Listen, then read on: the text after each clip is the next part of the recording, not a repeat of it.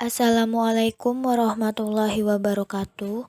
Perkenalkan, kami dari kelompok 11 kelas Farmasi 5A. Di sini kami akan mempresentasikan hasil diskusi kami tentang formulasi tablet lepas lambat tramadol. Terlebih dahulu, saya akan memperkenalkan anggota dari kelompok 11. Yang pertama ada Aji Setioputro, yang kedua ada Dian Apit Febriani, yang ketiga ada Umi Hanifatun Nikma, dan yang keempat ada Yesilinda Saputri. Yang pertama ada definisi dari tablet lepas lambat. Menurut Farmakope Indonesia edisi 3, tablet dapat didefinisikan sebagai sediaan solid yang mengandung satu atau lebih zat aktif dengan atau tanpa berbagai eksipien, yang meningkatkan mutu sediaan tablet, kelancaran sifat aliran bebas, sifat kohesivitas, kecepatan disintegrasi, dan sifat anti lekat, dan dibuat dengan mengempa campuran serbuk dalam mesin tablet. Sediaan lepas lambat merupakan bentuk sediaan yang dirancang melepaskan obatnya ke dalam tubuh secara perlahan-lahan atau bertahap supaya pelepasannya lebih lama dan memperpanjang aksi obat. Yang selanjutnya ada keuntungan dan kerugian. Keuntungan tablet lepas lambat yang pertama mengurangi fluktuasi kadar obat dalam darah, mengurangi frekuensi pemberian, meningkatkan kepuasan dan kenyamanan pasien, mengurangi efek samping yang merugikan, mengurangi biaya pemeliharaan kesehatan. Kemudian untuk kerugian, kemungkinan terjadinya kegagalan sistem lepas lambat sehingga kandungan bahan aktif yang relatif tinggi dilepas sekaligus atau dose dumping. Kemudian lebih sulit penanganan penderita apabila terjadi kasus keracunan atau alergi obat karena kandungan bahan aktif yang relatif tinggi. Harga obat biasanya lebih mahal karena biaya pengembangan dan produksi yang relatif tinggi. Kemudian, alasan pertimbangan pemilihan bahan aktif. Salah satu alasan tramadol HCl dibuat dalam sediaan lepas lambat adalah keterkaitannya sebagai obat analgetik untuk penyakit kronis. Pasien dengan penyakit kronis cenderung untuk menggunakan obat secara teratur dengan frekuensi pemberian lebih dari 2 kali sehari dan dalam jangka waktu yang lama. Demi meningkatkan kenyamanan pasien, maka tramadol HCl dibuat dalam sediaan lepas lambat. Salah satu metode yang paling sederhana dan sering digunakan dalam pembuatan sediaan lepas lambat adalah sistem matriks, di mana zat aktif tercampur secara homogen di dalam matriks atau zat pembawa padat. Yang selanjutnya ada preformulasi. Yang pertama tramadol HCl. Nama kimia cis 2-dimetil-aminometil 1,3-metoksifenil sikloheksanol hidroklorida. Rumus kimianya C16H25NO2. Bobot molekul 299,8. Pemerian serbuk kristal putih, berasa pahit dan tidak berbau. Kelarutan mudah larut dalam air dan metanol, sangat sedikit larut dalam pelarut eter. Titik didihnya 180-183 derajat Celcius dan untuk pH-nya 5-6,2. Yang kedua ada mikrokristalin selulosa. Untuk nama resminya selulosa mikrokristalin. Rumus molekulnya C6H10O5, pH-nya 5-7,5, ranknya 1-5%, titik leburnya 260-270 derajat Celcius, pemerian putih, tidak berbau, tidak berasa, kristal bubuk terdiri dari partikel berpori. Kelarutan, sedikit larut dalam larutan natrium hidroksida 5%, bobot per volume, praktis, tidak larut dalam air, asam encer, dan pelarut organik. Inkompatibilitas, tidak kompatibel dengan agen oksidator kuat. Stabilitasnya stabil terhadap bahan hidroskopik. Penyimpanannya harus disimpan dalam wadah tertutup, baik dalam sejuk dan kering. Kemudian khasiatnya sebagai pengikat. Kemudian yang ketiga ada magnesium stearat.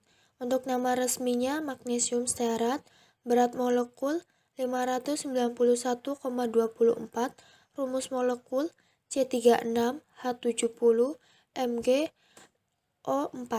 Titik leburnya 117 sampai 150 derajat Celcius. Pemberian serbuk putih terang, tidak berasa. Kelarutan praktis tidak larut dalam air, dalam etanol 95% dan eter. Sedikit larut dalam benzon, hangat dan etanol 95% hangat. Khasiat sebagai lubrikan, ranknya 0,25% sampai 0,5%. Inkompatibilitas, asam kuat, basa kuat dengan garam besi, hindari pencampuran dengan bahan pengoksidasi kuat. Yang keempat, laktosa spray-dried. Pemberian serbuk atau massa hablur, keras, putih atau putih krim, tidak berbau dan sedikit manis, stabil di udara tapi mudah menyerap bau. Kelarutannya mudah atau pelan larut dalam air dan lebih mudah larut dalam etanol, tidak larut dalam etanol, tidak larut dalam kloroform dan eter. Khasiatnya sebagai pengisi untuk tablet kempa langsung. Penyimpanannya dalam wadah tertutup baik. Yang kelima ada aerosil. Untuk nama resminya koloidal silikon dioksid. Rumus molekul SiO2, berat molekul 60,8, pemberian terhidrat sebagian, amorf, terdapat dalam bentuk granul seperti kaca dengan berbagai ukuran. Ukuran partikel 7-16 nanometer, kelarutan praktis, tidak larut dalam solvent organik, air dan asam kecuali HCl, larut dalam larutan panas alkali hidroksida, membentuk dispresi koloid dengan air. Untuk aerosil, kelarutan dalam air 150 mg per liter, suhu 25 derajat. Titik leleh 1600 derajat Celcius, berat jenis 0,029 sampai 0,042 gram per cm kubik. pH-nya 3,8 sampai 4,2. Stabilitas hidroskopis, menyerap banyak air tanpa menjadi cair. Bila pH lebih besar dari 7,5, viskositas akan berkurang dan di atas 10,7 kemampuan akan hilang. Kegunaan sebagai adsorben, suspending agent, anti-caking agent, glidan, zat peningkat foskonitas.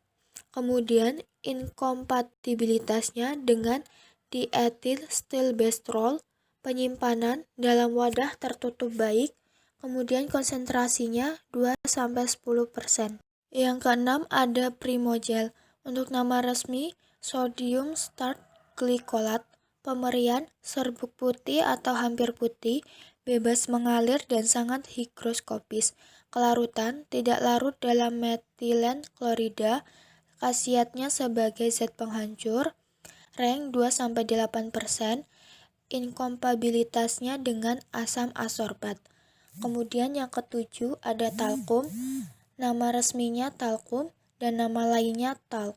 pH 7-10% untuk 20% weight per volume larutan terdispersi. Pemberian serbuk hablur sangat halus, mudah melekat pada kulit, bebas dari butiran, warna putih atau putih kelabu. Kelarutan praktis, tidak larut dalam larutan asam dan basa, pelarut organik serta air. Penyimpanan dalam wadah tertutup rapat dan disimpan pada tempat yang dingin dan kering. Khasiat sebagai glidan, inkompatibilitas talc dapat bereaksi dengan senyawa amonium kuartener, rank 1-10%. Selanjutnya ada formulasi. Untuk bahannya ada tramadol sebagai zat aktif, presentase 25%, satu tabletnya 50 mg dan satu batch-nya 5 kg. Kemudian ada laktosa speed-dried at 400 sebagai zat pengisi, presentase 51,7%, satu tablet 103,4 mg dan satu batnya 10,34 kg. Avisel 102 sebagai pengikat, presentasenya 5%, satu tabletnya 10 mg, dan satu batnya 1 kg. Kemudian ada Primogel sebagai penghancur, presentasenya 8%, satu tabletnya 16 mg, kemudian satu batchnya 1,6 kg. Kemudian ada Talc sebagai glidan, presentasenya 5%, satu tabletnya 10 mg, dan satu batchnya 1 kg. Dan yang terakhir ada Aerosil sebagai anti-aderen, presentasenya 5%, satu tabletnya 10 mg, dan satu batchnya 1 kg. Kemudian ada alasan penambahan bahan. Yang pertama ada Avisel pH 102 sebagai pengikat. pH 102 mampu berdispersi dengan mudah ke dalam massa serta memiliki daya kohesi yang baik dalam membentuk granul dan kompatibilitas dengan bahan lainnya.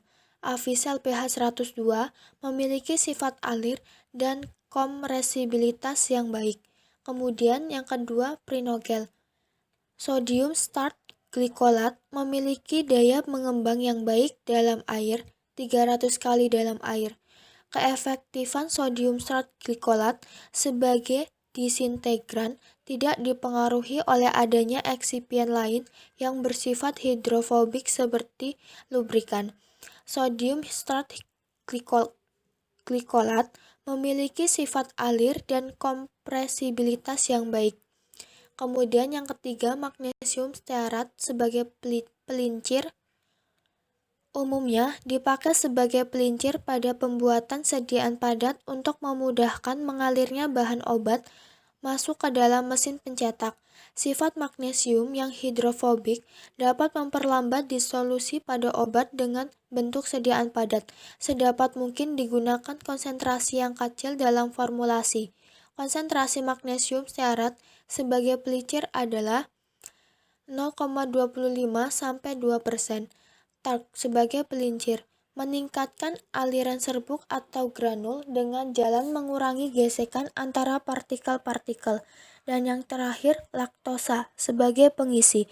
Bahan pengisi yang baik, sifat kompresibilitas, dan laju air yang sangat baik. Cocok digunakan pada metode kompresi langsung dan granulasi.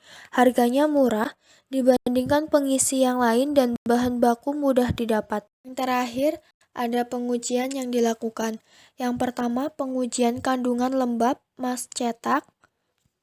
Kemudian yang kedua, pengujian kemampuan alir. Yang ketiga, pengujian kompresibilitas.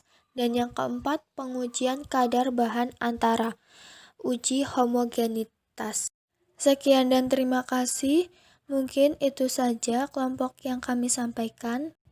Kurang lebihnya kami mohon maaf. Wabillahi taufiq wal hidayah. Wassalamualaikum warahmatullahi wabarakatuh.